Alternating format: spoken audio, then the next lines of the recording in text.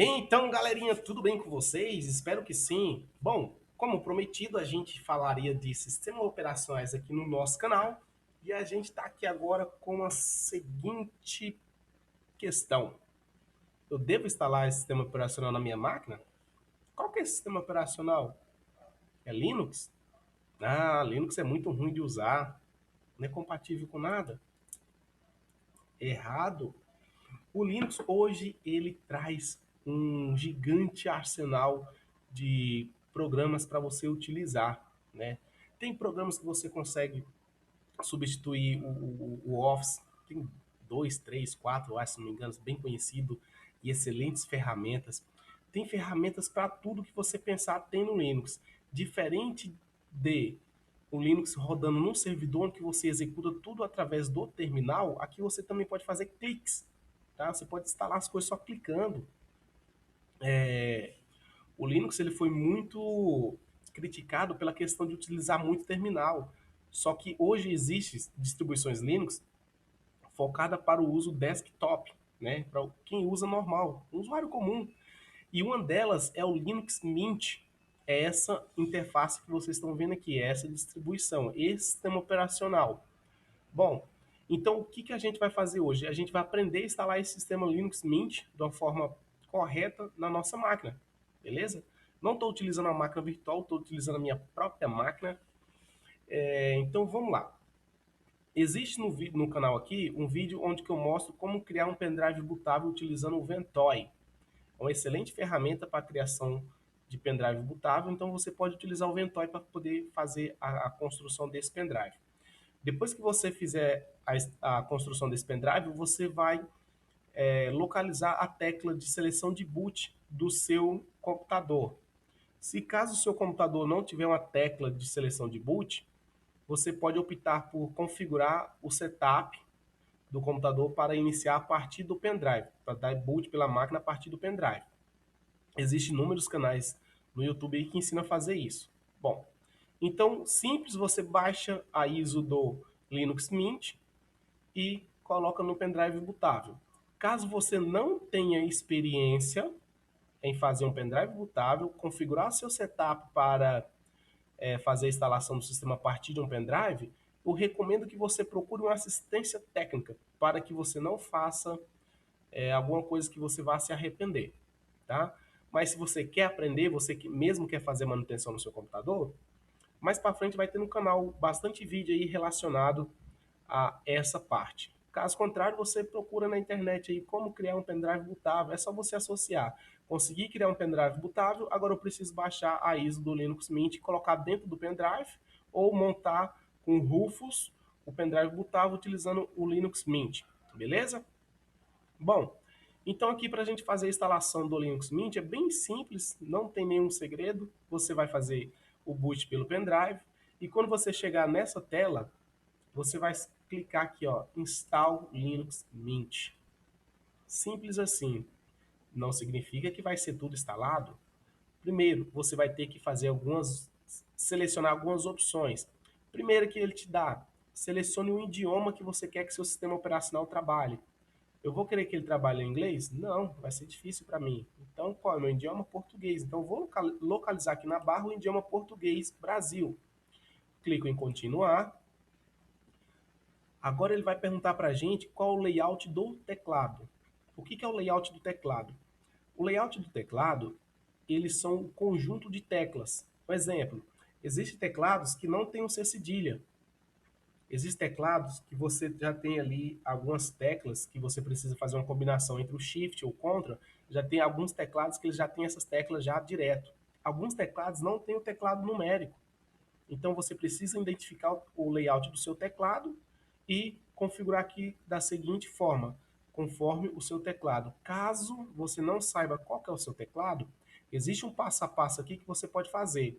Você clica aqui em detectar layout do teclado e aqui ele vai te fazer algumas perguntas. Por favor, pressione uma tecla a seguir.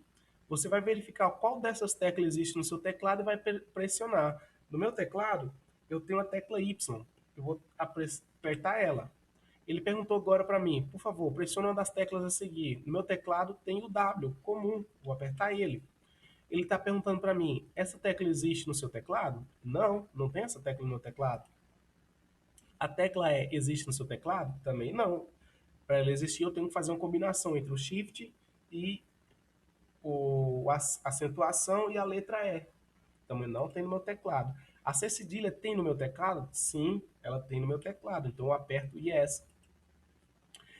Por favor, pressione uma das teclas a seguir. Essa tecla tem no seu teclado? Diretamente não. Ele está pedindo para você pressionar. Como você faz isso? Essa tecla você vai conseguir pressionar ela utilizando Alt G do lado direito e você vai ver que tem essa bolinha aí no seu teclado. É só pressionar ela, tá?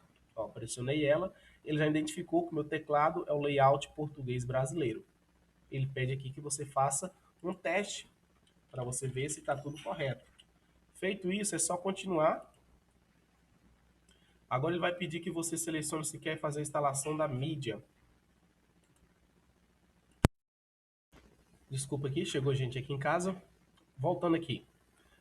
Agora nessa parte aqui, ele está perguntando para a gente se a gente quer fazer a instalação dos codecs e multimídia. Para que serve isso? Exemplo, esse vídeo que você está vendo agora só é possível através de um codec, né? A reprodução dele no web browser. Se você tem um pendrive que você tem algum vídeo, alguma música e você quer reproduzir no computador, vai ser possível através desses codecs. Se você tem uma conexão com a internet, eu recomendo que você marque essa opção. Caso você não tenha conexão com a internet, deixe essa opção desmarcada e quando você se conectar com a internet, vai ter uma opção para você fazer a instalação desse codec. A gente vai ver essa opção lá na parte quando a gente fizer a finalização da instalação no outro vídeo de pós-instalação. Para a gente poder ter essa opção para a gente fazer a instalação lá no vídeo, eu vou deixar essa opção desmarcada para que a gente faça lá no outro vídeo. Mas caso você queira já pular direto, se você tem uma conexão de internet agora na instalação, você deixa essa opção marcada, certo? Então aqui é só clicar continuar. E agora ele vai perguntar para a gente algumas informações sobre os nossos drives, ou seja, os nossos discos rígidos. Olha, ele está falando que detectou o seguinte disco, o SDB, o SDC, são os dois HDs que eu tenho na minha máquina. Ele está perguntando para mim se eu quero desmontar ele. O que é esse desmontar? A gente vai ejetar esses discos para a gente poder fazer o uso deles, tá bom? Então vamos falar que sim. E agora ele vai carregar para a gente uma página onde que a gente vai poder escolher se a gente quer instalar o nosso sistema operacional junto com o sistema que já está instalado na máquina ou se a gente quer fazer uma instalação avançada. Ou mesmo se a gente quiser apagar todo o disco e instalar o Linux Mint. No meu caso, eu vou fazer uma instalação avançada. Vou selecionar a opção avançada e vou continuar. Ele carregou agora aqui para a gente, nessa página, os discos que a gente tem conectado na nossa máquina. Ele fez a leitura e trouxe aqui para a gente. Bom, no meu caso, eu estou utilizando um HD SSD que tem um sistema operacional Pop! OS 2204 instalado, uma versão LTS, baseado no Ubuntu. Esse Linux Mint que a gente está fazendo instalação também é uma versão baseada no Ubuntu LTS. Porém, esse que a gente está fazendo instalação é baseado no Ubuntu 2004 LTS. Eu estou fazendo um downgrade do meu sistema operacional. Bom, então aqui a gente tem a seguinte opção. Se você tem um Windows instalado e você quer apagar o Windows, eu recomendo que você crie uma nova partição de tabela, uma nova tabela de partição. Você vai selecionar o disco. Isso aqui são unidades, como se fosse unidade C, unidade D. Isso aqui é o HD, tá? Se você quer utilizar o Linux Mint junto com o seu sistema operacional Windows, eu recomendo que você volte e selecione a opção instalar Linux Mint ao lado do sistema operacional, seja o Windows 10, o Windows 7, o Windows 11, o Windows XP, que é o improvável que você vai estar fazendo isso utilizando o Windows XP, mas aí você vai ver essa opção lá, tá? Aqui no nosso caso, eu vou apagar todo o disco e instalar o sistema operacional nesse disco. Por que eu vou apagar todo o disco? Porque eu tenho um segundo HD conectado na minha máquina, onde eu armazeno todos os meus arquivos. Tá? Ele está no formato NTFS e pode ser lido pelo Linux e pode ser lido pelo Windows. Tá? Aqui é onde eu armazeno todos os meus arquivos, projetos, vídeos, sistemas que eu desenvolvo, os instaladores das minhas ferramentas, está tudo nesse disco. Então nele não vou mexer. Agora já no meu HD SSD, onde vai ficar instalado o meu sistema operacional, eu vou apagar ele. Eu vou selecionar o meu disco, que é de 240 GB, e vou clicar aqui em nova tabela de partição. Ele está falando para você que isso irá apagar todos os dados, tal. Sim, se você quer continuar, é só clicar aqui em continuar. Pronto, feito isso agora, meu HD está totalmente livre. Então, com o meu HD totalmente livre, eu posso agora criar as partições. E como eu vou fazer isso? Bom, o Linux Mint, ele tem uma página onde que ele te instrui você configurar ele da forma correta que você deve fazer a instalação. Caso você está utilizando uma outra distribuição Linux, eu recomendo que você entre no site do fabricante do sistema operacional e procure a documentação. Tente localizar a parte onde que fala sobre a instalação. A gente vai visualizar aqui o do Linux Mint para você se familiarizar com outras distribuições que são derivadas do Debian, tá? Então, vamos navegar no site Linux, desculpa, no site do Mint, Linux Mint, e vamos procurar essa documentação para a gente saber quais são os requisitos que exige para a gente fazer a instalação desse sistema operacional. Então a gente vai vir aqui sobre, tá aqui ó, documentação.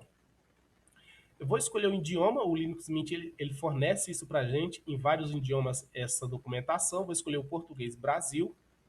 Então ele abriu aqui uma página onde que está falando sobre a documentação do Linux Mint. Aqui tem na aba lateral, tem instalar o Linux Mint. Eu vou clicar aqui em cima e vou ver o requisito que ele exige, né? Aqui ele fala, né, do sistema operacional que está rodando no modo live.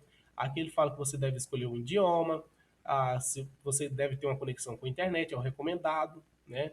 Ele fala sobre os codecs que a gente já viu. Escolher o tipo de instalação, a gente também já viu que você pode instalar ele do lado do sistema operacional que você está utilizando, ou se você deseja fazer um novo particionamento.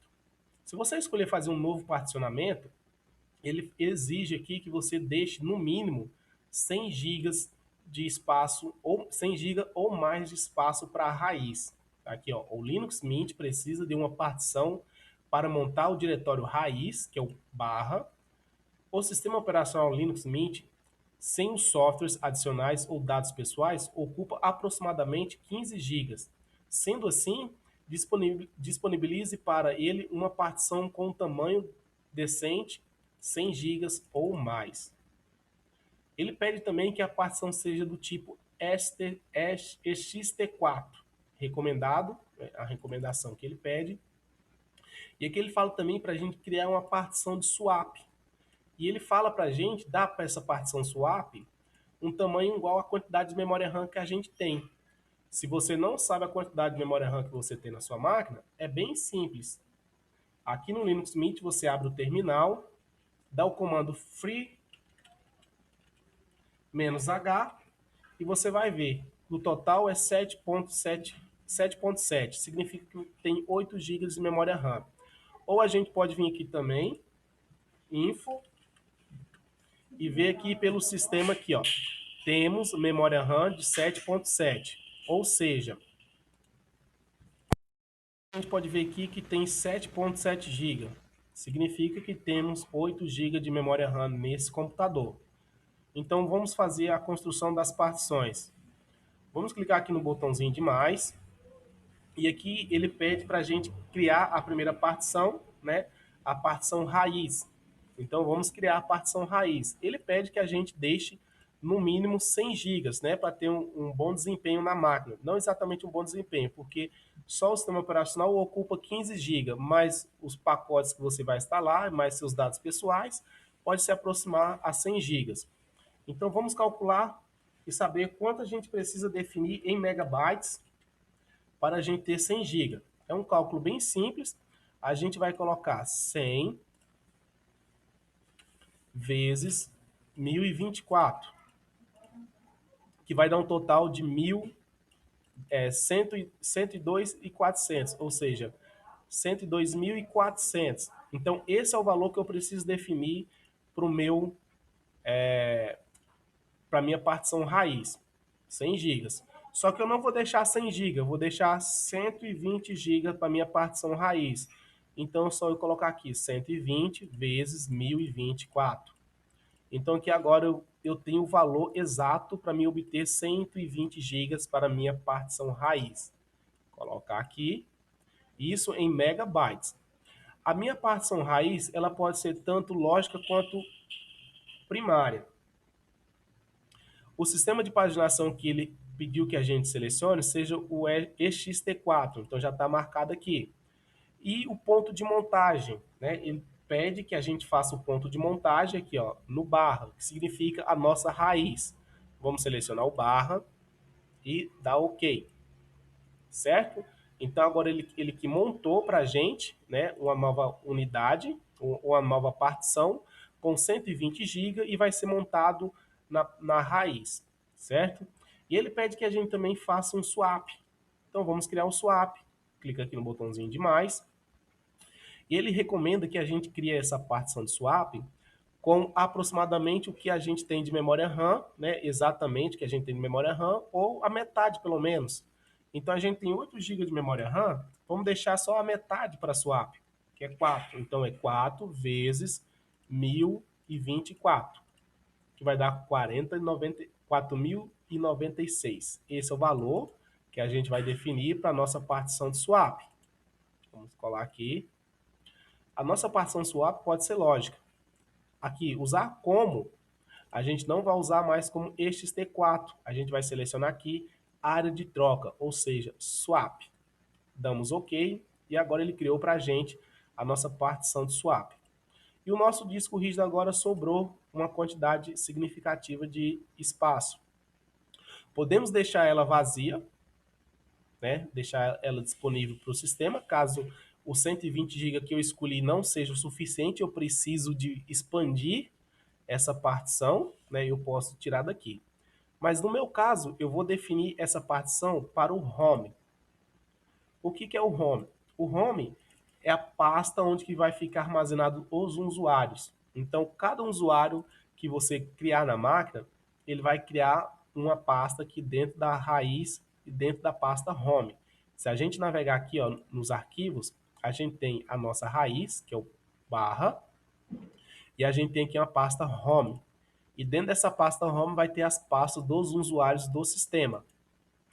Então a gente vai definir o restante do nosso HD para essa pasta. Para quê? Se por acaso a gente chegar a quebrar o sistema operacional, os dados que está contido em home não será perdido, onde que a gente pode simplesmente fazer a reinstalação do sistema e alterar apenas a raiz do sistema. E os dados pessoais permanecem intactos.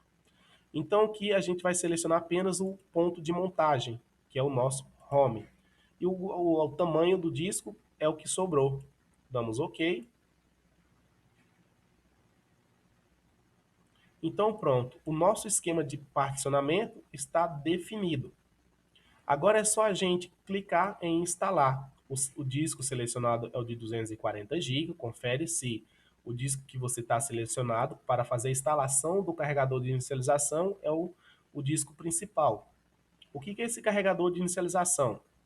Todo sistema operacional ele precisa do sistema de boot, né? A partição que vai ser responsável por fazer o sistema iniciar. Então aqui é só clicar em instalar. Feito isso, ele vai falar aqui para você: deseja escrever as mudanças no disco, onde que eu fiz duas alterações de partição, né? Eu defini minha raiz, eu defini minha partição home e criei uma partição de swap. Ok, é o que eu quero, continuar.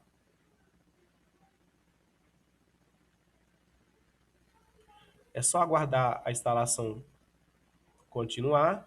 Agora aqui ele pede para a gente selecionar a nossa região.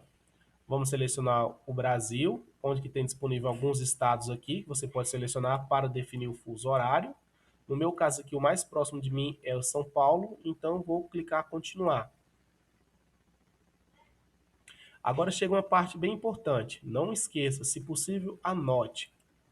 Essa parte aqui, ele pede que você insira o nome do usuário principal do computador. No meu caso aqui, eu vou colocar o meu nome, Ideilson Souza. Ele pede também que você dê um nome para esse computador. Eu gosto de deixar só desktop. E aqui o nome de um usuário. Se você colocou seu nome aqui em cima, deixa o nome do usuário que ele gerou aqui embaixo. E uma senha. Eu gosto de usar sempre uma senha bem simplesinha, porque sou eu que utilizo essa máquina mesmo. E aqui a gente só continua. Feito isso, é só aguardar o processo de instalação ser finalizado e reiniciar a máquina. Eu agradeço que você tenha chegado até aqui e aguardo você no próximo vídeo para a gente fazer o pós-instalação do Linux Mint. Um abraço e fiquem todos com Deus.